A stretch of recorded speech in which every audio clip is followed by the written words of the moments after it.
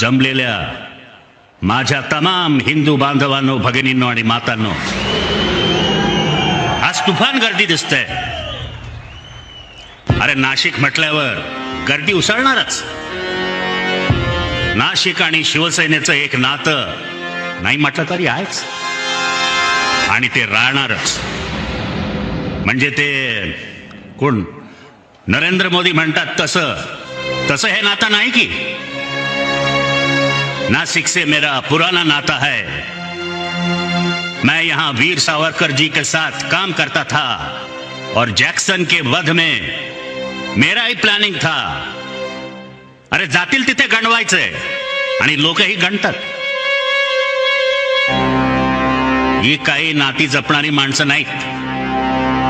कमळाबाई म्हणजे एक ढोंग आहे, ढोंग. भारतीय जनता पक्षाला महाराष्ट्रात काय, अरे देशात कोणी ओळखत नव्हते तेव्हा आम्ही त्यांना खांदा दिला. खांदा म्हणजे आधाराचा हो. अरे महाराष्ट्रात त्यांना आम्हीच वाढवलं, पण आता त्यांना खांदा द्यायची वेळ आली आहे. 25 वर्षे आमचं एक नातं त्यांच्या बरोबर नक्कीच होतं. अर्थात हिंदुत्व म्हणून महाराष्ट्रात शिवसेनेमुळेच ते वाढले, बरोबर ना? काय मग नातं तोडलं कोणी? माझ्या पोतडीत यांच्या बऱ्याच गोष्टी आहेत. हळूहळू काढतो हो. अहो त्यातच मजा असते, नाहीतर एकदम खेळ आटपून जाईल हो. आज नाशिकला जमला आहात. नाशिककर मला विसरूच शकत नाही. का आहेत ना सगळ्या जागेवर. बरं तो आपला बबन घोलप कुठे आहे? दिसतोय ना? जागेवर आहे ना? अरे कुठे भरकटता इकडे तिकडे? अरे बाबांनो, शिवसेना आहे म्हणून तुम्ही आहात.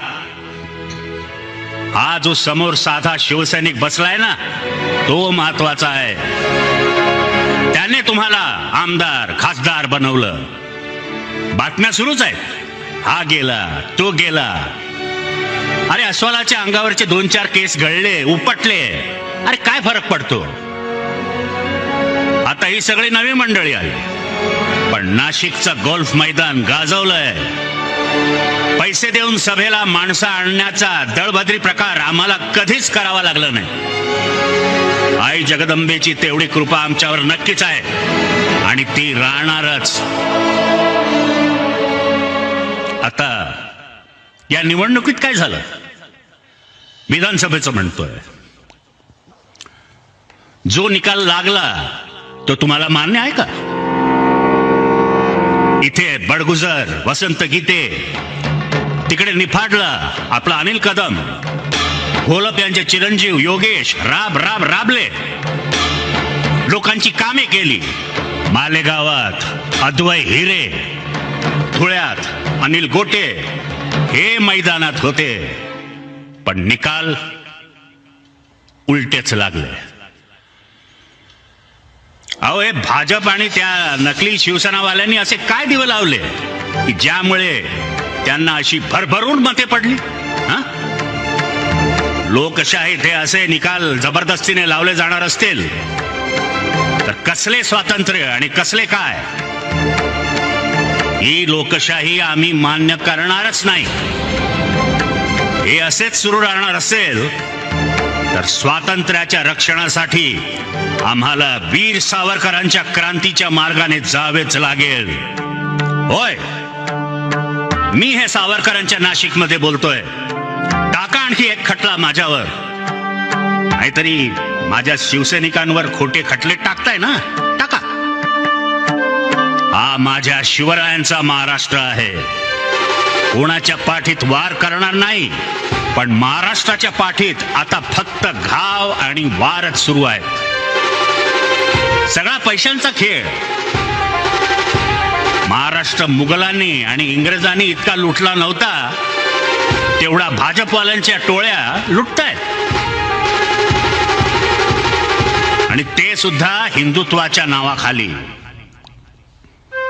भारतीय जनता पक्षाला आम्ही हिंदुत्वासाठी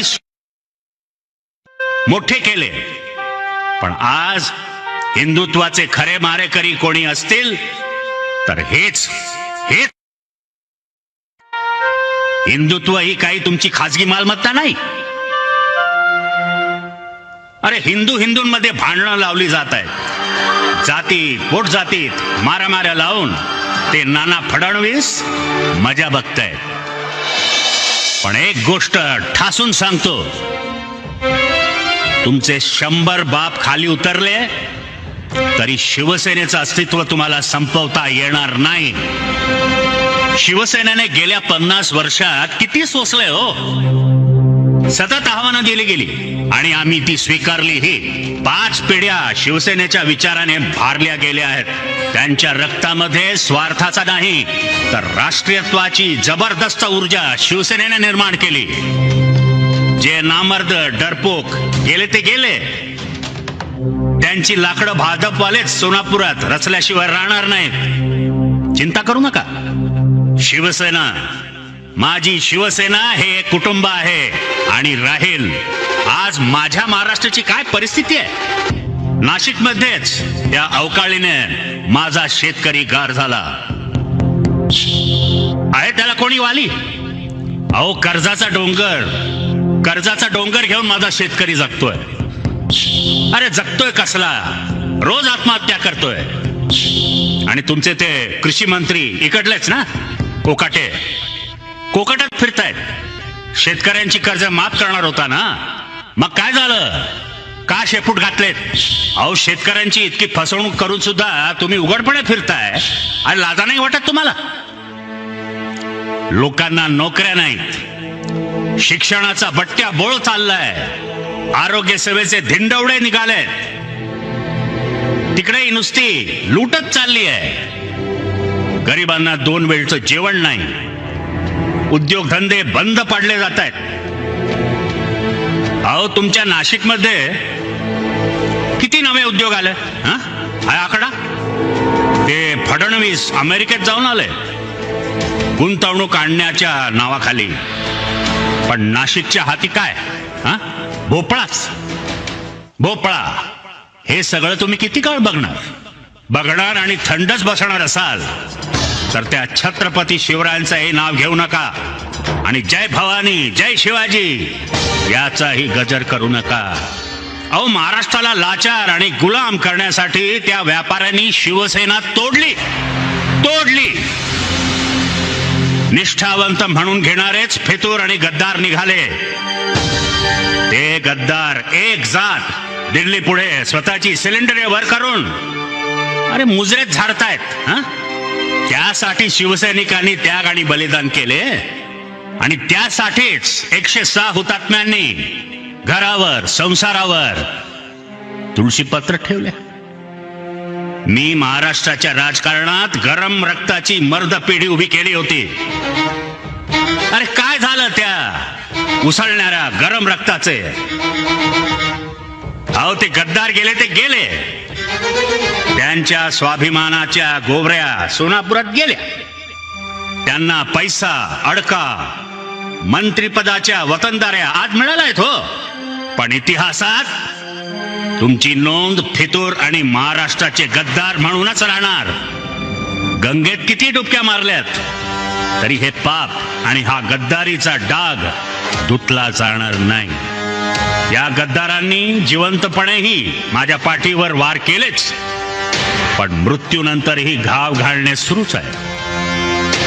ज्या इमान निष्ठेतून शिवसेनेचा अंगार निर्माण झाला त्यावर बेमानीच्या गुळण्या टाकणारे तुमच्या रक्ताचे हाडामासाचे लोक आहेत. छत्रपती शिवरायांच्या, छत्रपती संभाजीराजांच्या नशिबी जे स्वकीयांकडून बेमानीचे घाव आले तेच आमच्या नशिबी आले. पण याद राखा गद्दारांनो, याद राखा, तुमचे हे नीच मनसुबे पूर्ण होणार नाहीत. अरे खुर्च्यांतील ढेकून होऊन जगणारे त्या खुर्च्यांचाच संपतील. निष्ठेच्या वणव्यात फितुरीची राख रांगोळी होईल. माझा महाराष्ट्र फितुरीचा बदला घेईल. छत्रपती शिवराय शंभूराजांच्या मृत्यूनंतर मुघलांनी आनंदाचा थैथाट केला, पण मराठा जो पेटला तो महाराष्ट्रात औरंग्याला गाडून दिल्लीच्या तख्तापर्यंत धडकला. माझा शिवसैनिक खरा मर्द आहे, वाघ आहे, वाघ. तुमची ती काय ऑपरेशन वगैरे सुरू आहेत ना फोडाफोडीची, ती वेळ येत आहे. त्याच ऑपरेशन टेबलवर पाडून तुमच्या बेईमानीची नसबंदी माझा मराठी माणूस, माझा शिवसैनिक नक्कीच करेल. घोटाळा गोलमाल करून विधानसभा जिंकली. अरे भ्रष्टाचार, पैशांचा खेळ, दुसरं काय. आता मुंबईची महानगरपालिका 106 हुतात्म्यांचा हा पंचप्राण ते विकत घ्यायला निघाले. हे मी आणि माझा शिवसैनिक त्रिवार होऊ देणार नाही.